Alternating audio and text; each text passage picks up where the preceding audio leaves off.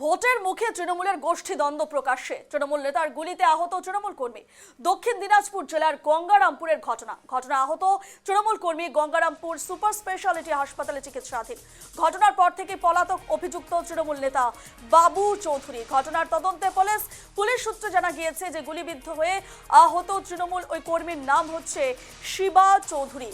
বাড়ি দক্ষিণ দিনাজপুর জেলার গঙ্গারামপুর থানার আউট কলোনি এলাকায়। পুরনো বিবাদের জেরেই এমন ঘটনা ঘটেছে বলে মনে করছেন অনেকেই। আমি আপনাকে বললাম, আমি খোঁজ খবর নিচ্ছি। আমাদের গঙ্গারামপুরের নেতৃত্ব আছে, গঙ্গারামপুর টাউন প্রেসিডেন্ট আছে, গঙ্গারামপুরে আমাদের প্রার্থী আছে। আমি তাদের সঙ্গে একটু কথা বলে জানার চেষ্টা করি। তো অপরাধীদের তৃণমূলে কোনো জায়গা নেই। আমরা আগে ঘটনাটা পুঙ্খানুপুঙ্খ জেনে তারপরে আমি নেতৃত্বের সঙ্গে কথা বলে একটা ব্যবস্থা করা হবে। মানে যে গুলি করছে তার বিরুদ্ধে কি আইনি ব্যবস্থা নেবেন? হ্যাঁ, আইন তো নিজের পথেই চলবে অবশ্যই। যদি ঘটনা সত্য হয়ে থাকে তাহলে আইন তার নিজের পথে চলবে এবং এখানে তৃণমূল কংগ্রেস কোনো বাধা দানের চেষ্টা করবে না।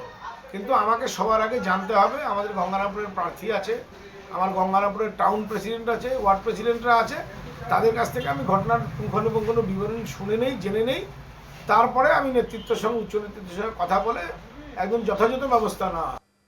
এ নিয়ে আরো বিস্তারিত জানবো। সরাসরি রয়েছেন আমাদের প্রতিনিধি শঙ্কু।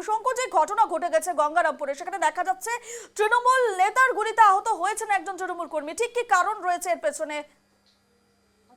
দেখো, ঘটনাটি কিন্তু গতকাল রাত্রিবেলা হয়েছে, যেটা গঙ্গারামপুর থানার হচ্ছে বড়বাজার এলাকার সংলগ্ন, একদম বিরাট বৃহত্তর গঙ্গারামপুর থানা যেটা বলা যেতেই পারে। এই যে শিবা চৌধুরী, যে হচ্ছে কালকে রাতের বেলার তার সারাদিনের কর্মকাণ্ড সেরে কিন্তু বাড়ি ফিরছিলেন।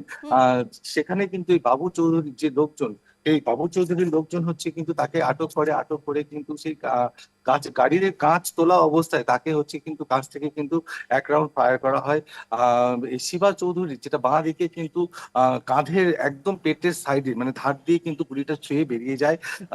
তৎক্ষণাৎ কিন্তু এলাকাবাসীরা এসে তাকে উদ্ধার করে কিন্তু গঙ্গারামপুর সুপার স্পেশালিটিস হাসপাতালে গিয়ে তাকে ভর্তি করা হয়েছে।